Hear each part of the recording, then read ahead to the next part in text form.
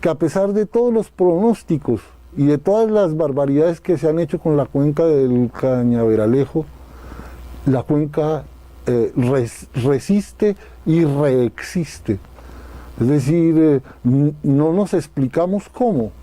Y entonces ahí es cuando dicen, una zona de reserva montañera. ¿Sí? Y digamos que eso tiene que ver profundamente con la democracia, con la organización del territorio, con una crisis que se planteó en la Constitución del 91. Es decir, nuestra nación, nuestra cultura venía de una constitución representacional. No quiere decir... En Cañaveralejo nos puede, no más que dar un ejemplo, como acercar alguna categoría, a ese mundo categorial que haya identificado y de este territorio y a una alegoría. Claro, digamos, y habría que abordar un problema en el que estamos, en el que la investigación está en este momento. Y es cuando surge el asunto del corregimiento. ¿Sí? Y entonces nos damos cuenta que la estructura del corregimiento corresponde a esa lógica representacional. La investigación nos ha mostrado que hay unos elementos que se escapan a esa lógica estructural y que conforman el territorio. Entonces, desde las categorías y las alegorías tenemos que pensar si realmente esa figura estructural va a dar cuenta de lo que se está tratando de elaborar en la investigación, o si es necesario repensar esa situación. No solo repensarla, revivirla. Y entonces ahí es cuando dice, una zona de reserva montañera. ¿Sí?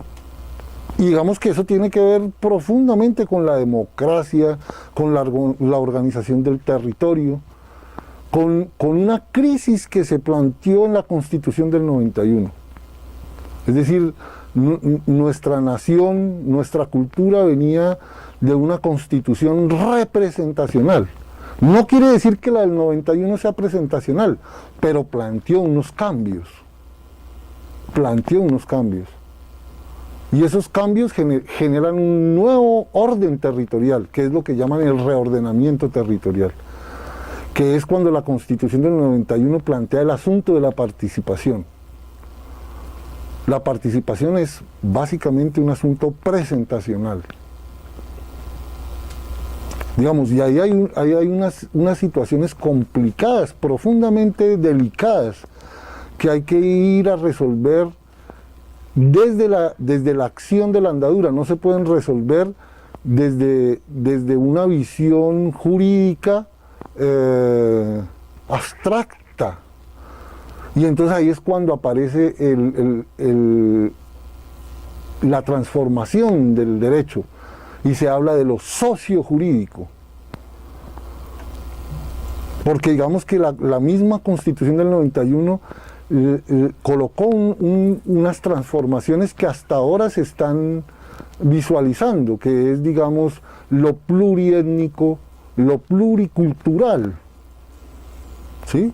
Es decir, una transformación muy grande, porque sectores de nuestra cultura, de nuestra sociedad, que habían estado siempre relegados, que habían estado siempre marginados de lo que sucede en la economía y en la vida de la sociedad, ahora deben ser incluidos. ¿Sí? Entonces ahí es cuando, digamos, esas formas que se traían de orden territorial entran a ser cuestionadas. ¿Cuáles?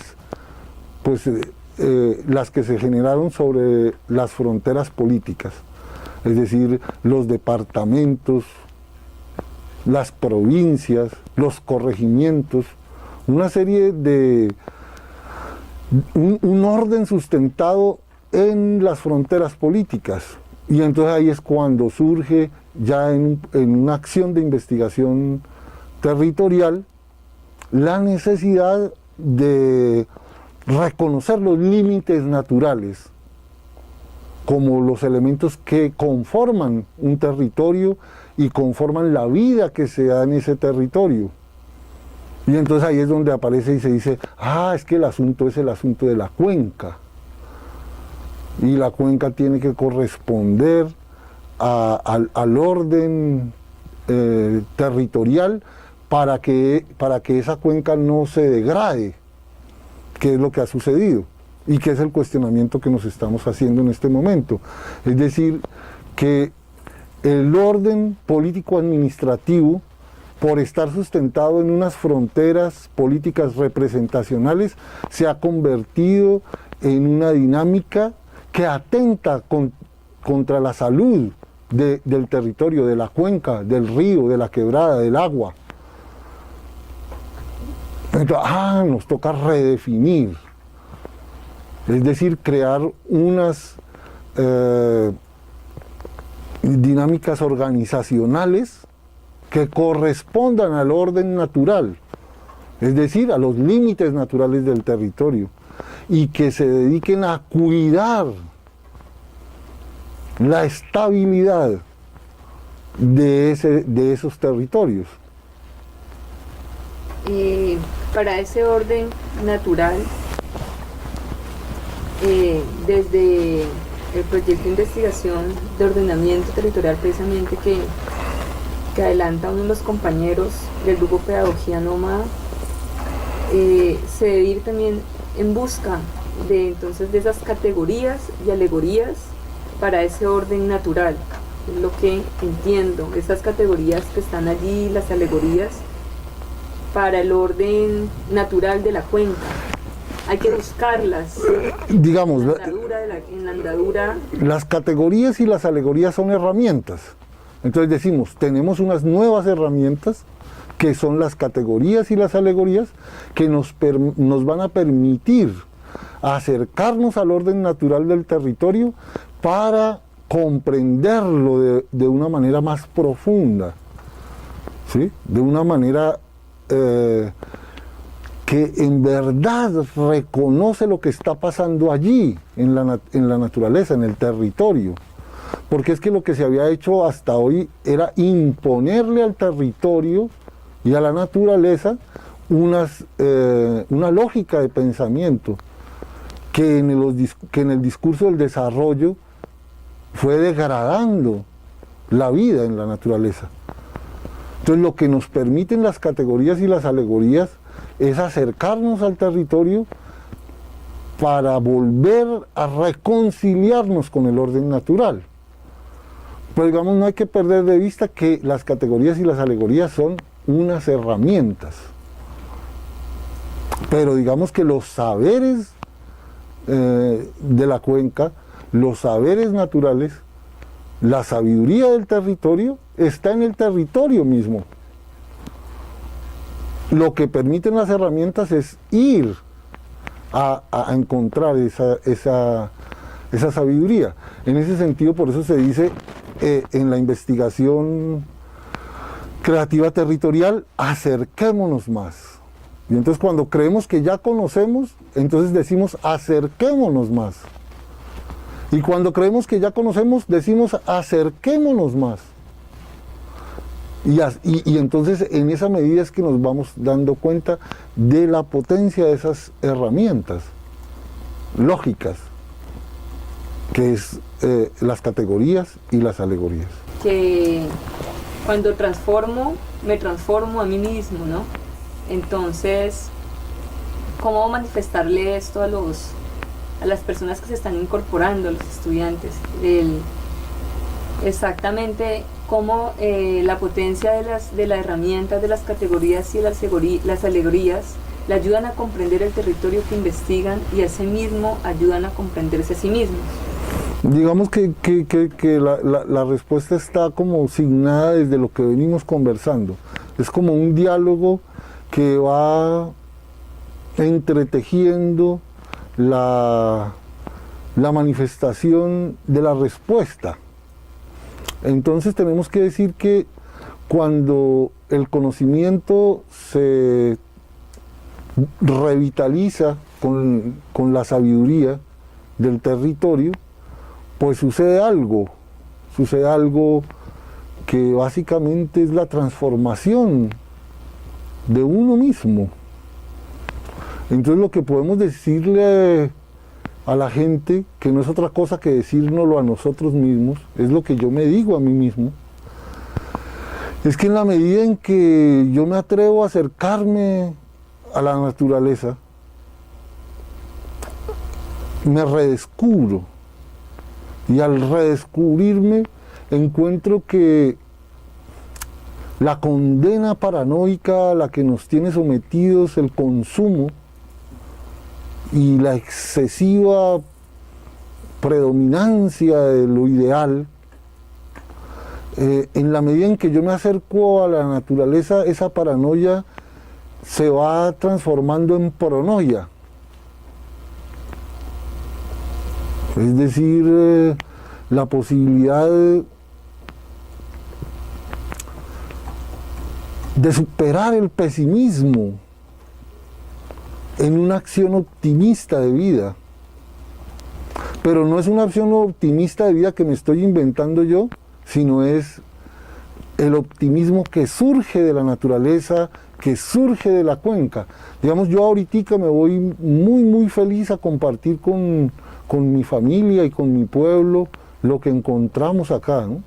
Es una buena noticia sobre nosotros mismos.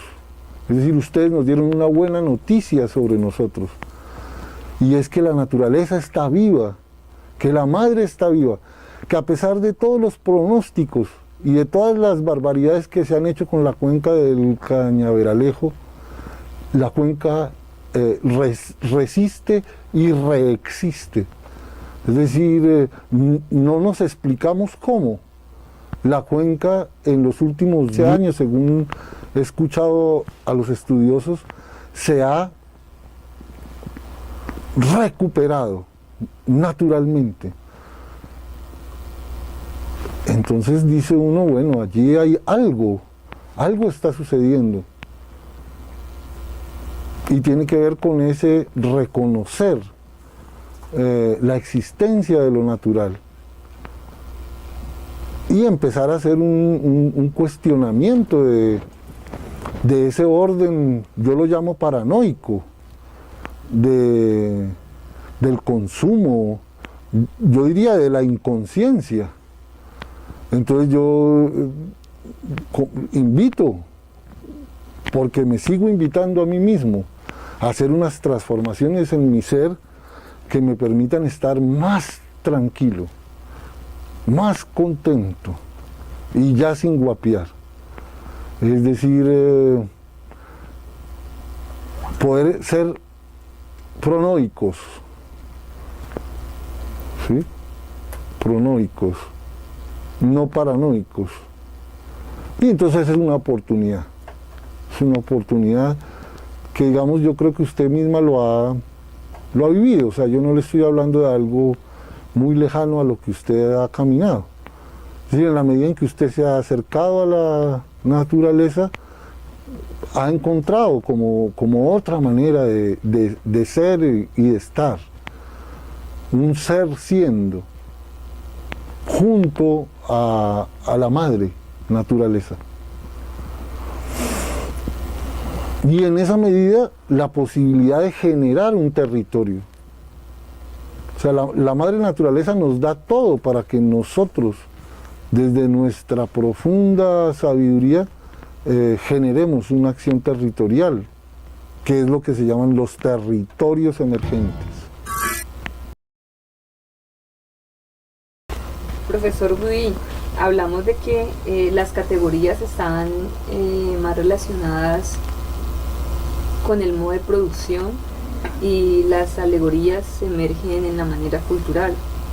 Es decir, las categorías niegan la alegoría, o podemos encontrar estos dos conceptos tanto en el modo de producción como en la manera cultural. Digamos que en el modo de producción igual se encuentran las alegorías, se encuentran las categorías, las estructuras. Lo que sucede es que en la representación del modo de producción, lo que se ha utilizado es el afinamiento estructural.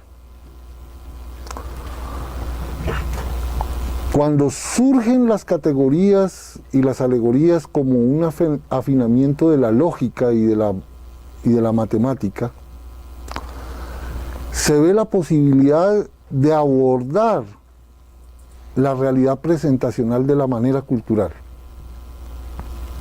Anteriormente, con el pensamiento estructural, lo que podíamos era acercarnos representacionalmente a la manera cultural.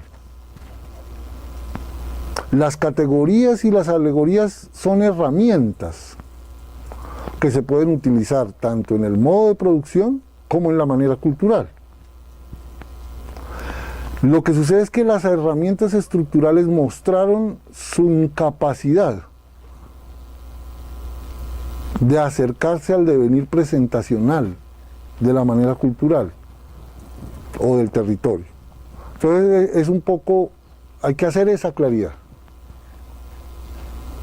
¿Nos puede contar sobre la diferencia entre lo presentacional y lo representacional?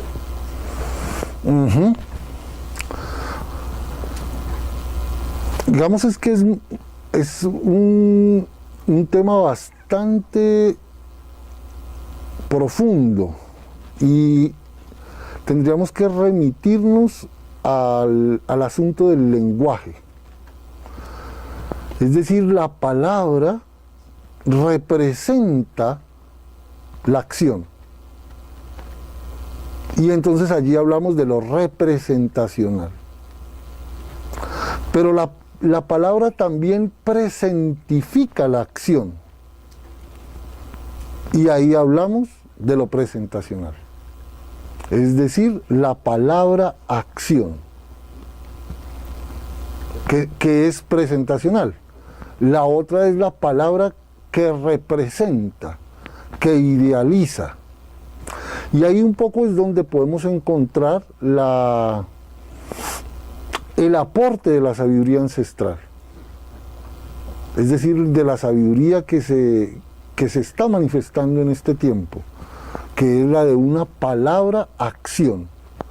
Digamos, por eso la investigación acción participativa se refresca, la investigación acción participativa refresca la investigación cuando recoge ese elemento de la acción y entonces presentifica la investigación, la liga a la vida, a la andadura, a las relaciones. Entonces un poco eso, esa es la diferencia que hay entre lo presentacional y lo representacional, y está muy ligado a la palabra. En un territorio como Cañabralejo, que es el que en este momento el grupo Pedagogía Nómada lleva a cabo distintos proyectos, encontramos tanto las categorías como las alegorías, pero digamos que las categorías las identificamos porque cada uno está formado de una disciplina. Entonces podemos decir que podemos identificar algunas categorías que hemos aprendido desde la academia, pero inclusive en ese territorio existen categorías aún por descubrir, categorías emergentes que no hayamos concebido o aprendido dentro de una universidad. Digamos que hay que hacer ahí una precisión que tiene que ver con la palabra categoría. Y digamos, reconocer que desde la filosofía se venían trabajando las categorías conceptuales, categorías de aproximación filosófica a la realidad. Entonces tenemos que aclararnos que cuando nosotros hablamos de categorías no estamos hablando de esas categorías filosóficas. Estamos hablando de una dinámica que se generó al interior de la matemática y que tiene que ver con procesos lógicos. Digamos, no sé por qué los matemáticos llamaron ese ejercicio lo categorial, las categorías, pero digamos que así sucedió. Y entonces tenemos que diferenciar las categorías filosóficas de las categorías matemáticas, que son herramientas lógicas. Entonces digamos que esa precisión hay que hacerla, porque si no en el proceso se puede uno confundir. Digamos que las categorías matemáticas son herramientas lógicas que nos permiten desentrañar la lógica de la sabiduría de la manera cultural. Y no solo de los seres humanos, sino lo que sucede en el territorio, lo que sucede con la naturaleza. Podríamos decirlo así, hoy nos podemos comunicar con el río a través de las categorías y las alegorías, a través de esas herramientas. Antiguamente eso era más complicado, casi que estaba negado pensar que el río pudiera hablar, o pensar que una piedra puede hablar, o que un pájaro habla, que es como habla la manera cultural. Las herramientas de las categorías nos permiten ordenar la comunicación, el saber, la lógica, de una manera en que podemos comunicarnos con esos elementos de la naturaleza.